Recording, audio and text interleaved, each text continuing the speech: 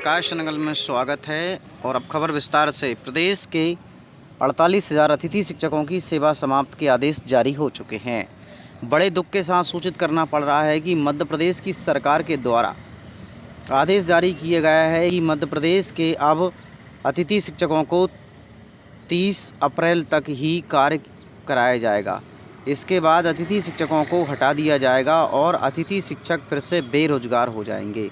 मध्य प्रदेश के शिक्षकों के लिए बड़ा झटका लगा है और दरअसल में राज्य शासन की तरफ से 45,000 अतिथि शिक्षक सेवा से समाप्त हो जाएंगे। आदेश जारी कर दिए गए हैं। इसके बाद ही 30 अप्रैल के बाद सभी अतिथि शिक्षकों की सेवाएं समाप्त हो जाएंगी। इस मामले में डीपीआई कमिश्नर ने सभी जिला एवं विकास खंड अधिकारियों को निर्देश दिए हैं, जिसके मुताबिक मूल्यांकन का काम खत्म होने पर अतिथि शिक्षकों की सेवाएं स्वतः ही समाप्त कर दी जाएंगी।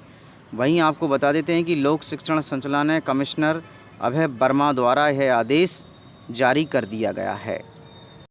इस तरह से आपको बता देते हैं कि जिला शिक्षा अधिकारी और विकास खंड अधिकारी द्वारा भी इस आदेश के द्वारा आईटी अतिथि शिक्षकों को 2022/229 दिनांक 7 अप्रैल को जारी आदेश किया गया है। इसके अनुसार बता देते हैं, विद्यालय में शिक्षकों के रिक्त प्रशिक्षण और अवकाश के कारण विद्यालय में दर्ज विद्यार्थियों के पाठ पठन प्रभाव न हो और इसके लिए संचालनालय के आदेश के द्वारा 2020-21 के शैक्षणिक सत्र विद्यालय में अतिथि शिक्षकों को आमंत्रित किए गए। वहीं जारी कर दिए गए निर्देश के अनुसार मुताबिक 2020 और 21 में परीक्षा मूल्यांकन एवं परीक्षा फल तैयार करने के संबंध में पूर्ण करने के निर्देश दिए गए हैं।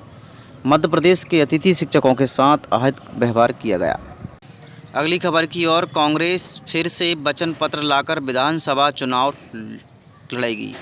चलिए बात कर लेते हैं। प्रदेश के अध्यक्ष कमलनाथ ने 2023 को लेकर अपनी बिसात बिछाना शुरू कर दी है। पीसी अध्यक्ष 2018 में जिन मुद्दों पर जीत हासिल की थी, दोबारा अपना एक विधानसभा चुनाव में जीत दर्ज कराने के लिए प्रयास किया जा रहा है। इसी में नाथ ने पिछली बार भी वचन पत्र तैयार करने के लिए सामाजिक और संगठनों को राजनीतिक कार्यक्रमों की सलाह लेकर वचन पत्र तैयार किया था।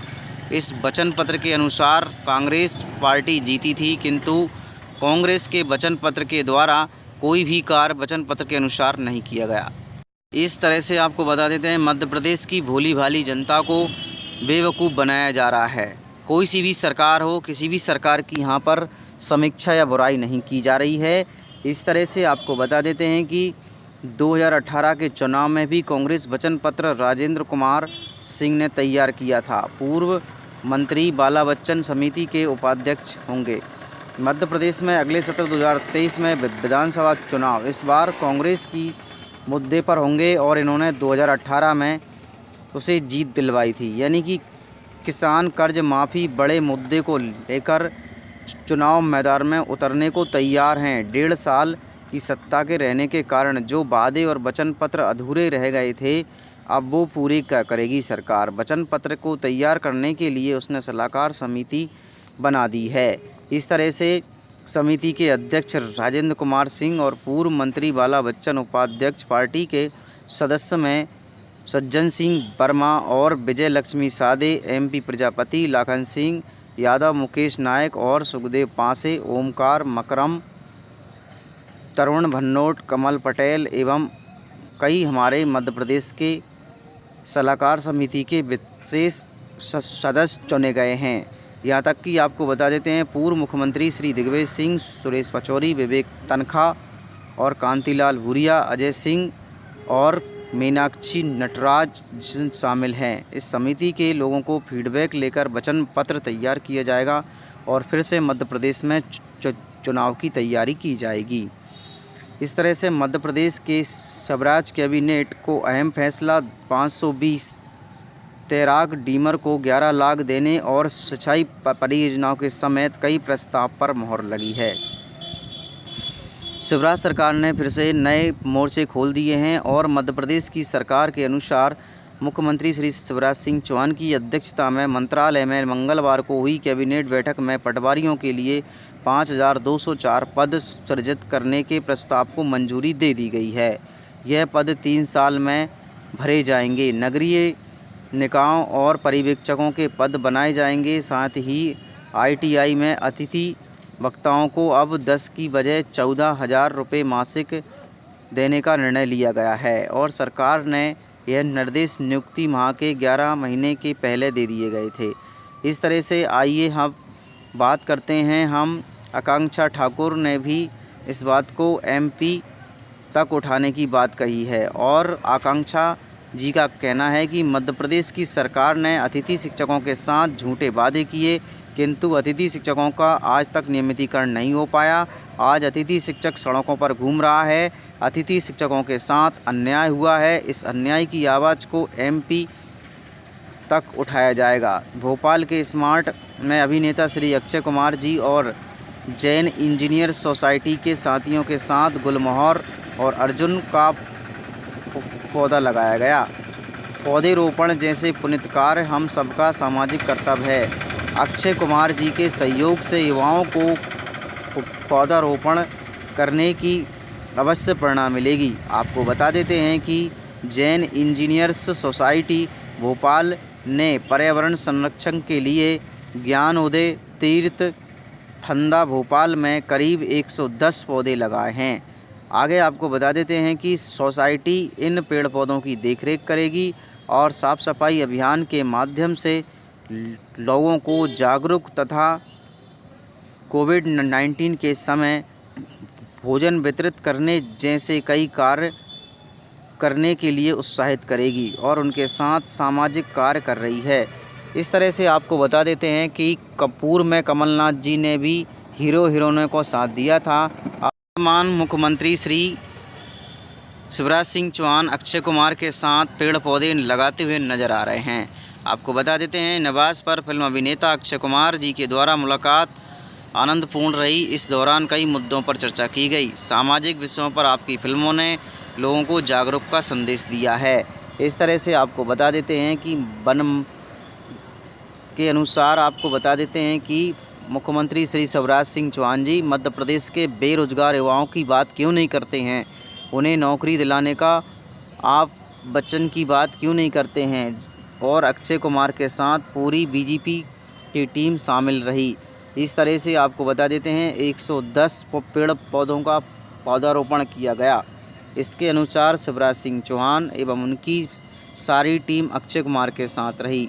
इस तरह से मध्य प्रदेश की सरकारों को हमारे मध्य प्रदेश के बेरोजगार की ओर ध्यान देना चाहिए। आकांक्षा ठाकुर ने बताया है कि मध्य प्रदेश की सरकार जो है वो सिर्फ अपने कुर्सी के मुंह में कुछ भी करने को तैयार है। जिले के 2000 से अधिक अतिथि शिक्षकों को 30 अप्रैल से सेवा समाप्ति के आदेश जारी कर दिए गए। इस तरह से मध्य प्रदेश के अतिथि शिक्षकों को अब बेरोजगारी की मार झेलनी पड़ेगी।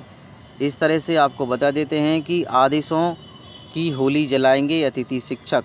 सरकार के द्वारा अतिथि शिक्षकों की सेवाएं समाप्त कर अन्याय किया जा रहा है और इसका विरोध अतिथि शिक्षक करेंगे। इस तरह से लोक शिक्षण संचालनालय आदेश की होली जलाई जाएगी। प्रदेश स्तर पर धरना प्रदर्शन किया जाएगा। KC पवार अध्यक्ष शिक्षक संघ ने सरकार की ओर नीति बनाना चाहिए थी और मध्य प्रदेश के अतिथि शिक्षकों को नियमित करना चाहिए थी, क्योंकि मध्य प्रदेश के अतिथि शिक्षकों के लिए उनके समान कार्य और समान वेतन के अनुसार उन्हें 12 महीने का वेतन दिया जाना थी, क्योंकि अतिथि विद्वानों के लिए 12 महीने और 12 माह का वेतन काल कर दिया गया है। तो मध्य प्रदेश के अतिथि शिक्षकों के लिए भी किया जाना चाहिए, क्योंकि मध्य प्रदेश के अतिथि शिक्षकों के द्वारा आज उनसे स्कूलों में पढ़ाया जा रहा है, उनसे कॉपी चेक करवाई जा रही हैं, कक्षा 10वीं और 12वीं की वार्षिक कॉपी चेक करवाई जा रही हैं। तो मध्य प्रदेश का अतिथि शिक्षक आज इतना योग्य है, उनके पास D.Ed है, B.Ed है, तो फिर इस मध्य प्रदेश के अतिथि शिक्षकों का नियमितीकरण क्यों नहीं हो सकता। इस तरह से अतिथि शिक्षकों के लिए जल्द से जल्द योजना बनाई जाए और मध्य प्रदेश के अतिथि शिक्षकों को जल्द से जल्द नियमितीकरण किया जाए। मैं मध्य प्रदेश के सभी उन अतिथि शिक्षकों को आह्वान करता हूं कि अपनी आवाज़ को बुलंद रखें और उठें, जागें। जब तक हमको सफलता प्राप्त ना हो, जब तक हम चुप नहीं बैठेंगे। इस तरह से हम लोगों का हक है हमारे मध्य प्रदेश के सभी अतिथि शिक्षकों का नियमितीकरण होना चाहिए। इसी मेरी वाणी के साथ जय हिंद, जय भारत। और अंत में आपको बताते हैं, हमने जहां से यात्रा शुरू की थी आज वहीं पर पहुंच गए हैं। बेटियां दामाद ले गए हैं और बेटों को बहू लेकर चली गईं। शादी की तब तक हम दोनों थे, आज भी हम दोनों अकेले हैं। इस तरह से आपको बता देते हैं कि इंसान के साथ आज कोई भी साथ खड़ा नहीं है। इस तरह से उसका सच्चा साथ ही सब कुछ होता है। और इस बात से आपको समझाना चाहते हैं कि मध्य प्रदेश की वर्तमान सरकार पहले खरगोन में मकानों को तोड़वा देती है, फिर उन्हीं मकानों को दोबारा बनवाने का आदेश देती है। इस तरह से आप समझ पा रहे होंगे कि मध्य प्रदेश की सरकार आखिर करना क्या चाहती है। जिन लोगों के घर बसे हुए हैं उनके घरों को ना उजाड़ा जाए। यदि आप उन लोगों को उजाड़ा जाएगा तो फिर उनको घर बनाने के लिए आपको मुआवजा देना पड़ेगा। इस तरह से चलिए शिवराज सिंह चौहान जी को सुनते हैं। खरगोन के विषय में शिवराज सिंह चौहान जी ने क्या कहा। करने की कोशिश करते हैं, दंगाइयों के खिलाफ कड़ी कार्रवाई जारी रहेगी। सीएम शिवराज ने एआईएमआईएम प्रमुख असदुद्दीन ओवैसी के आरोपों का करारा जवाब दिया है। उन्होंने कहा कि ओवैसी साहब वहीं से चिल्ला रहे हैं। मध्य प्रदेश में जो हो रहा है वो यहाँ आकर देखें। मध्य प्रदेश है, यहाँ सब सुरक्षित है। यहाँ गड़बड़ करने वालों के खिलाफ कार्रवाई होगी, फिर चाहे वो किसी भी जाति या धर्म के हो। ओवैसी साहब वहीं से चिल्ला रहे हैं, मध्य प्रदेश में ये हो रहा है, मध्य प्रदेश में हो रहा है। आके तो देख भैया यार, ये मेरा मध्य प्रदेश है, यहाँ सब सुरक्षित है, किसी जाति और धर्म के हो।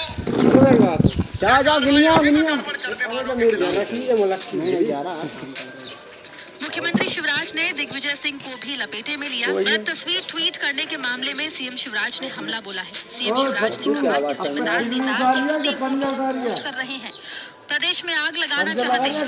जो भी ऐसी गड़बड़ी करेगा उसे छोड़ा नहीं जाएगा और दिग्विजय सिंह भी उसे बचा नहीं पाएंगे। खरगोन में गरीबों के घर जल गए भाई। अनुसूचित जाति के लोग छोटे छोटे मकान घर जला दिए। अब बताइए, ऐसे लोग जिन्हें घर जला उन पर कार्रवाई होना चाहिए कि नहीं होना चाहिए? दिग्विजय सिंह को उसमें भी दर्द होता है। कार्रवाई कैसे हो गई? फोटो पोस्ट कर रहे हैं, पता नहीं कहाँ का उपासना स्थल भाई झंडा लगा दिए, बता दिया कि ये मध्य प्रदेश में लगा है। अरे झूठो, कुछ तो शर्म करो। प्रदेश में आग लगाना चाहते, लोगों को भैया के साथ भी बंद करना चाहते। ताकि अच्छे काम से लोगों का जान हट जाए। किसी भी जात पात उपासना धर्म किसी को घबराने की जरूरत नहीं है। भारतीय जनता पार्टी की सरकार सबको सम्मान देगी, सबको सुरक्षा देगी, भाईचारा कायम रखिए। Thanks for watching, like and comments and subscribe.